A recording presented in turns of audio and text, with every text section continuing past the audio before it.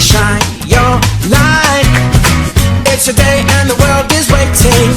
Move along to the song, singing in your soul. Feel the beat, clap your hands, let's take control. All you need, all you want, are you ready to find your way?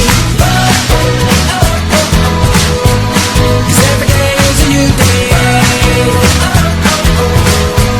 and everything's going your way.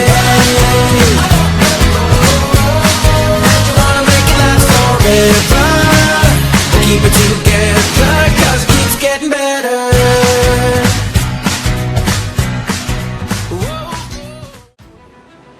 Welcome to Soul Food. My name is Father Ben Bradshaw. It's a great blessing to have you. And we are so blessed today. We have my very dear friend Rachel Moore. And Rachel is a professional chef. It's amazing. This woman, God has blessed her hands. Look at this. So she made these cookies. And we are celebrating, of course, St. Patrick's Day coming up. Look at this. Isn't that amazing? She made these. The sugar cookies with different icing and different colors. Today we're going to make Irish soda bread. And this is perfect because Rachel used to live in Ireland. And she is a professional. So Rachel, welcome. Yeah, thank you. Great blessing to have you. Appreciate it. Yeah. So how long were you in Ireland? Just 3 months. Okay. Yeah. 3 months. And you were in cooking school there? At a family Okay. cookery school. 100-acre farm, all organic stuff, so it was great. So this is very cool. We've got all of our ingredients here. If you don't know anything about Irish soda bread, it's really honestly pretty simple, right? It's very easy. It's pretty easy. And so if you don't know anything about baking, about cooking, trust me, this is for you. And so what we're going to do, we're going to watch Rachel here, and she's made this many times, and she's going to kind of walk us through this and how this works, okay? All right, so we have 1 pound of flour, just all-purpose flour right here. And we're just going to put that in this big bowl right here. So it's 1 pound of flour. 1 pound of flour, and I think it's 4 cups. And you know, so sometimes they'll say a pint is a pound the world around. That's sometimes true for things, but a pint of honey is not a way the same as say a pint of fluff or a pint of egg whites or something. So it's sometimes true, sometimes not. So this is great. Rachel has taken the time to measure this out, which is wise. yeah. And then you have a teaspoon of baking soda, hence the soda bread. And then you have a teaspoon of salt. You can just pinch a good bit of salt in there as well, just approximately in there. And then what you could do also, there's 2 types of soda bread. You have the Spotted Dog, Stripy Cat, and Spotted Dog is sultanas and raisins. And you just add those in there if you'd like. And then the Stripy Cat is with chocolate if you wanted to make like a sweet bread. Okay. So you can add the currants or the how do you say it? Sultanas. Sultanas, yeah. Or sometimes called white raisins. And one of the things that you can do, correct me if I'm wrong here, you can soak those beforehand, or you can add it to it dry. Either one's fine. Yeah, sounds good. But we're just gonna do plain white Irish soda bread. So all it is just flour, baking soda, and salt in here right now, and we have 1.5 cups of buttermilk. And we're just gonna kind of make a well in the bowl and just pour it in. And we're gonna leave a little bit out just in case it's too wet. We might actually need a little bit more. You want to pour some in? Yeah, right in the sides. Just all around there. We might just use all of it. Okay. So this is pretty simple, right? This is one of the great things about Irish soda bread is it's made largely by peasant Irish, right? So it's simple. Less is better. Yeah. We might actually use a little bit more buttermilk. Okay. This is kind of a recipe that you just kind of have to use your eye Mm-hmm. and just a little bit. Yeah. Is that good? Yeah, that's good. Just use your eye, and once you make it a couple of times, you kind of get the feel of how it should feel. Actually, might use a little bit more. Right? Okay. You don't want it too dry, but not too wet. All right, that's good. Is that good? Yeah. Yeah, that's perfect. All right, you just use your hands. Honestly, with this kind of recipe, your hands is the best utensil you have. So, all right. That's one of the things we talk a lot about in soul food is the best fingers we got right here. Yeah. That's awesome. All right, and that's the dough. And there's So no we don't kneading. need to knead this anymore. We keep it like Yeah, it is. That's Okay. exactly how it is. The more you knead some of these doughs, you're working the gluten in it. And sometimes the more you do that with some of the doughs, the tougher it can be. So some doughs like pastry dough, pie dough, sweet dough, biscuits, you don't want to knead it. You want to keep it very simple. Otherwise it's got to be tough. And so we're not going to knead this a lot. All right, and I just really have to wash my hands. Cool. So- Excellent. So we're going to take a break, and we're gonna flour our sheet pan. We'll be right back.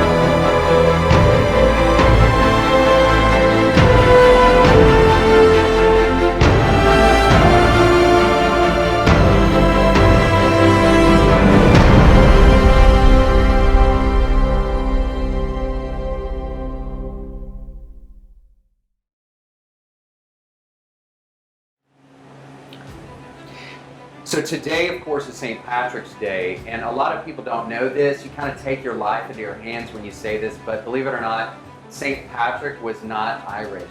Ugh.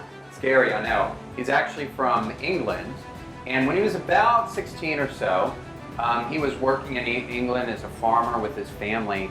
He was kidnapped, and he was taken for about 6 years to Ireland as a slave. And so he was a slave. And he escaped by God's grace. He said he was praying about it. And he felt like God said, hey, go, this is the time to go. So he went, he escaped, went, became a Catholic priest, and then became a bishop, and came back and actually converted the very people who kidnapped him. Now, how's that for forgiveness? Seriously. Somebody else that was a slave who had a big impact on the church was our second pope, St. Linus. He was a slave. He took St. Peter's place. So on St. Patrick's Day, one of the things we remember here in the United States, right, is so many of our immigrants that came to this country were Irish. And many of them, believe it or not, could not read. Here in the United States, we came up with the Baltimore Catechism. Very, very simple. So we had a lot of immigrants in like the 1800s from Italy, Ireland, and Germany. So the Baltimore Catechism was really a lot for the Irish immigrants. So with Irish soda bread, one of the things we remember, believe it or not, you'll notice when we get it together and Rachel gets it together, it looks a lot like a Eucharist and like a host, right? And we're gonna actually score it with a cross going in the top. And we actually pray, believe it or not, for everyone that's gonna eat it. So what we're gonna do now, we're gonna go back and we're gonna pan up our Irish soda bread here. All right, how are we doing, Rachel? We're good. Cool. It's going good. All right, so we just take this, put it. Yeah, well, first, actually, I laid some flour just on your board, or, you know, and I'm going to just drop it in here, drop it out like this. It's a very, just kind of rustic dough, really. It's not anything too pretty. You know, just kind of put it into a bowl, or a circle, I guess, not a ball necessarily, like that, flatten it out. Very simple. Yeah, very, very simple. You just pick it up, spread out the flour in your tray, put it on here, flatten it out. I'm actually gonna flip it over. It's got quite a bit of dough on it, or flour. And then what we're gonna do is we are going to make the cross that Father Ben was talking about. So we just take your knife and cut it like this, and like this, and this actually, blesses the bread. You can, and then you poke the fairies out. So you poke all four sides, put a hole in them, and that way your bread isn't jinxed and you're not jinxed, and the fairies will let out. So that's good. Some of us need all the help we can get. Exactly. That's awesome. This is really cool. Because Rachel, of course, she's been doing this for a long time. I'm very much a learner when it comes to Irish soda bread. So one of the things that we've talked a lot about here in Soul Food is the importance of numbers in the Catholic faith. And here you see 4. We have 4 cardinal virtues in our faith: prudence, justice, temperance, and fortitude. And in our faith, everything that we are as Catholics, of course, goes back to a meal, Jesus and the Eucharist, right? And so this is perfect because Jesus himself in the Eucharist, he chose bread, right? He chose bread. We hear in John chapter 6, he chose bread to become his body and his blood. So this is perfect. Good. Are we ready to rock it? That's it. Okay, and it we goes throw it into in. a 400-degree oven. 400-degree oven.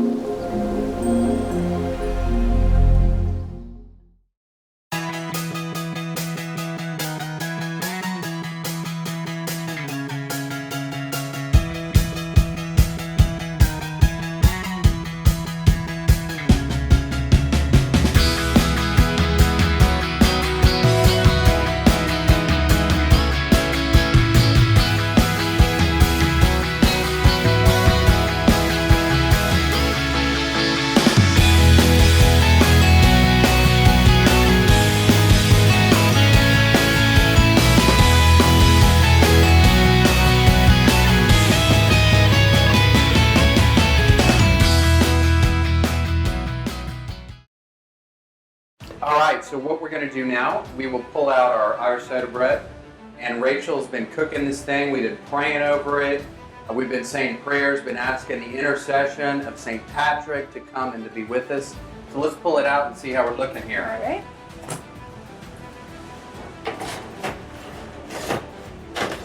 Oh, awesome. Awesome, awesome. There we go. Gorgeous. So nice. Notice that, as Rachel said, this is deliberately a rustic bread. So kind of an analogy would be what's panabello, sometimes with Italian bread, or focaccia or something like this. It's deliberately a rustic, something that you cuddle up to on a rainy, cold day. Okay, so that's what we got. All right. Should we cut into it? Yeah. Give it a cut.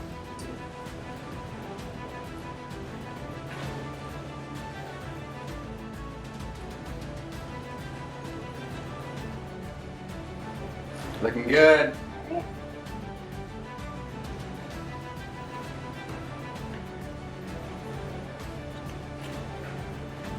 All right. We gotta have some of this. This looks. All right. So let's break some off and chow. Okay.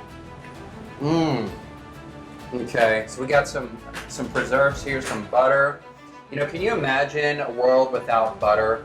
I always tell people one of the results of original sin is margarine and baldness. I cannot imagine a world without butter. So look at this. Simple, good, in the mouth. I'm actually going to take some jam.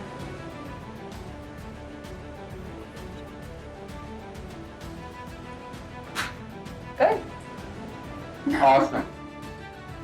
Excellent. Woman of many talents. Rachel, thanks so much for being with Soul Food. Thank you. I appreciate it. Hope you come back sometime. Yeah, thanks. Great to have you. Remember, you can do this at home. It's nothing difficult. Less is better. Sometimes in the spiritual life, remember that, we can overcomplicate things. Less is better. Jesus tells us, and we hear in the epistles of John, God is love. Sometimes we overcomplicate the faith too, right? We remember Deus caritas est. God is love. May God bless you.